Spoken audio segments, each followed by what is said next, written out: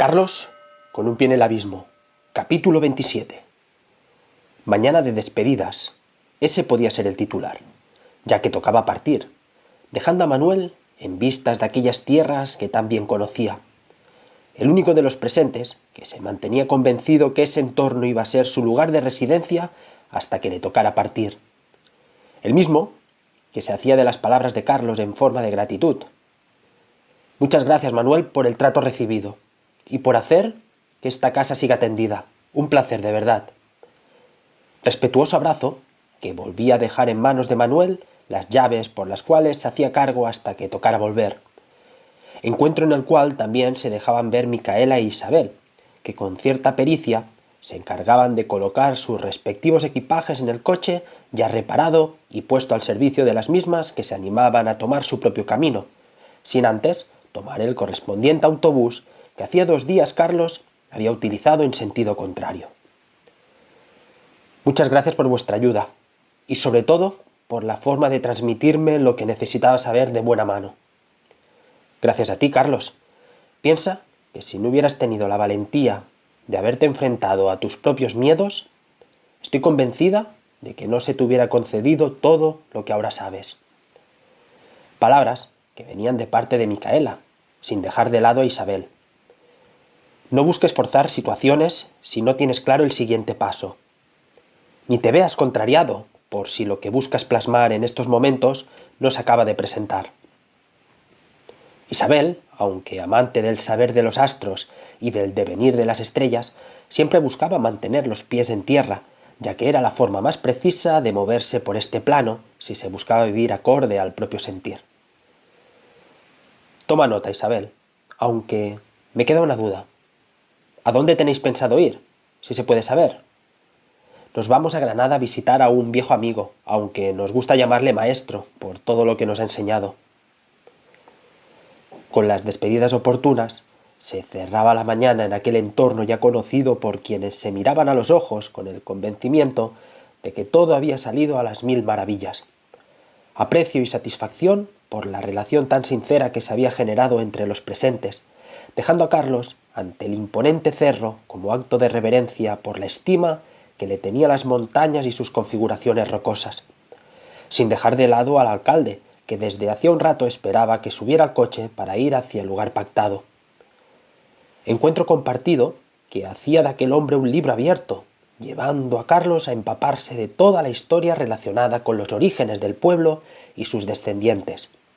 Con anécdotas dignas de ser escuchadas, era Carlos el afortunado de saber de ellas, que con atención y respeto por lo que le iba contando, se iba haciendo de las interioridades del hacer de los vecinos del lugar, sin desmerecer aquel paraje que se dejaba observar en forma de extensas hectáreas de olivares, siendo el mayor sustento de sus gentes. Mira, Carlos, ahora estamos pasando por la finca donde ayudábamos a tu abuelo y sus hijos a recoger la aceituna. Carlos se iba haciendo a la idea del trabajo tan laborioso que traía el cuidado de la tierra si se buscaba tener una buena cosecha, imagen que le proyectaba hacia ese momento temporal donde se dejaban ver sus familiares más allegados recogiendo la aceituna entre fardos y sacos cargados de lo que les debía llevar a obtener el llamado oro líquido. Pero a la misma vez buscaba indagar sobre la responsabilidad que traía el ser un servidor público. Pues si quieres que te diga la verdad, nos falta mucho por hacer como país. ¿En qué sentido? Desde mi opinión, te diría que es fundamental que la política se centre en el hacer de los ciudadanos. De aquí que el ayuntamiento de turno se deba ajustar a las necesidades de las personas que viven en el municipio. Pero ¿qué sucede? Que nos faltan recursos para dar respuesta a los planes que desde el consistorio nos gustaría implementar. Pero más allá de los recursos con los cuales contamos, resulta que muchos proyectos redactados de nuestra parte no se pueden dar porque por encima tenemos las pretensiones de las cúpulas de los partidos. Con lo cual, entre nosotros nos vamos poniendo palos a las ruedas. Si te hicieras una idea de cómo funciona la política entre bambalinas, a ti te dicen, hazlo lo mejor que sepas, ponle dedicación, sudor y lágrimas, y defiende los ideales que nos representan como siglas políticas. Pero bueno, tampoco te quiero calentar la cabeza. ¿Qué va? Me está pareciendo muy interesante cómo me lo estás encarando. Y sobre todo tu visión tan próxima que tienes hacia el bienestar de los ciudadanos a los cuales representas. Pues si el municipio funciona, el hacer de sus gentes también. Así es, pero voy más allá. En última instancia, no interesa que las cosas cambien, porque los ritmos que se mueven en las altas esferas tienen otra forma de entender la realidad. Entonces, nos vemos remando en el cortoplacismo en forma de ciertas noticias que hacen que durante un tiempo se hable de un tema en concreto para ver cómo responde la gente, para luego pasar a otra cosa. Y de mientras a pringar. Eso sí, quien sabe leer entre líneas y es capaz de crear su propio relato, deja de verse tan sugestionado por las decisiones de unos pocos. Hay que seguir, alcalde, porque quien aspira a vivir en un escenario más próspero no queda otra que comprender que la vida no va de subsistir ni de sufrir, ni tampoco de sobrevivir.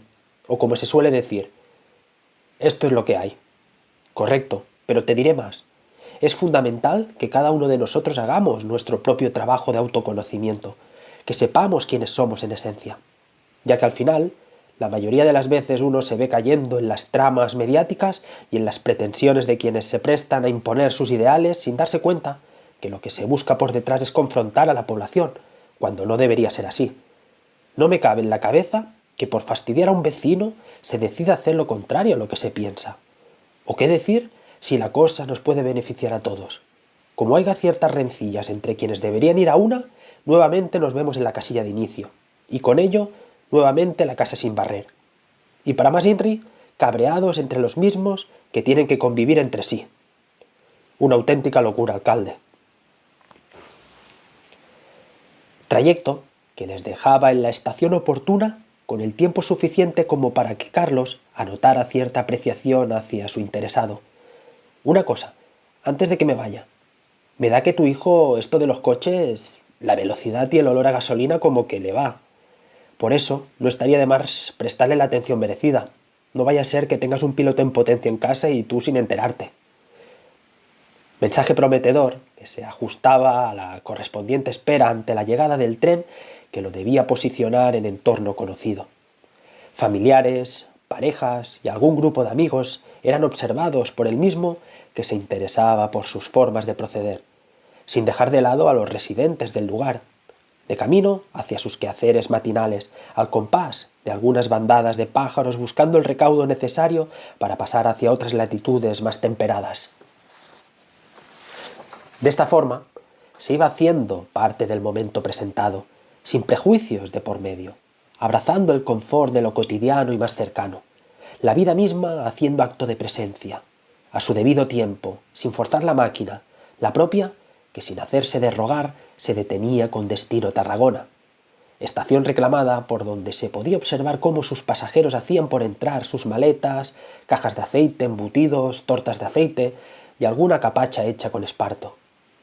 Despedidas desde el reflejo de los vidrios del tren con cierta melancolía por quienes sabían que debían volver a sus quehaceres y rutinas varias. En cambio, Carlos se veía cediendo el paso a aquellos pasajeros más cargados, pasaje que, sin aparente presencia conocida, cambiaba por completo cuando el aludido se percataba cómo en el vagón contiguo se encontraba la inconfundible mujer vestida por prendas color turquesa y zapatos azul claro. —¡Sara! Carlos miraba de ser escuchado, pero sin suerte volvía a intentarlo con mayor intención. —¡Sara! ¡Soy Carlos! Sin aparente conexión sensitiva, aparecía el revisor, el mismo que apremiaba a un Carlos descolocado por lo que estaba pasando con la intención de que buscase su asiento, llevándole hasta el lugar idóneo para hacerse una representación más ajustada de la estampa presenciada, circunstancia que pedía seguir el rastro de la localización donde se había dejado ver a la misma, que descartaba atender la llamada de Carlos, que con la maleta en su lugar oportuno emprendía la marcha hacia el vagón contiguo con intenciones de verse con la inadvertida.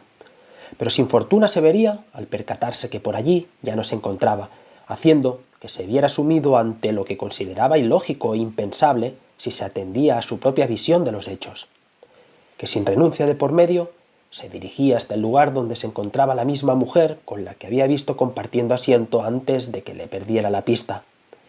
—Disculpe, señora, ¿la mujer de traje azul turquesa que se encontraba a su lado? ¿Sabe dónde ha ido?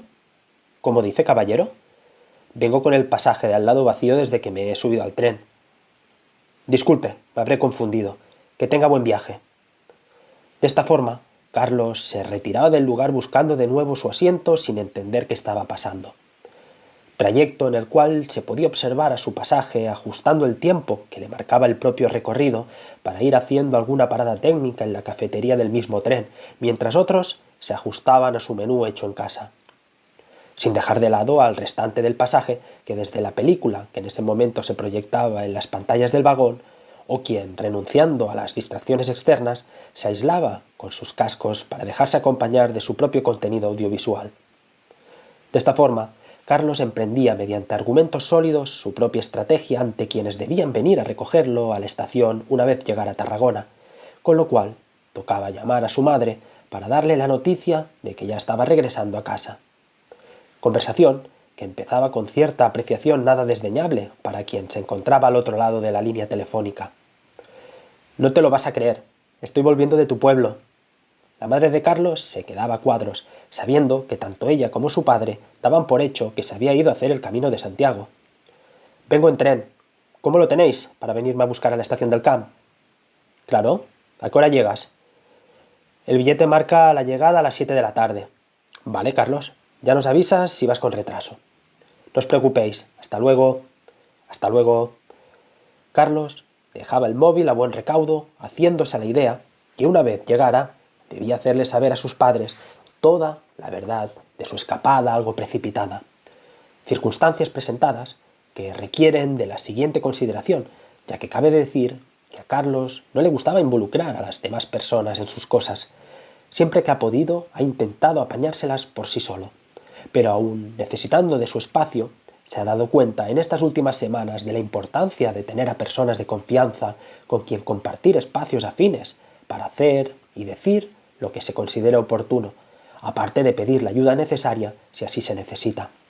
De esta forma, se animaba a buscar la postura más idónea para permanecer en aquel tren durante las próximas 8 horas.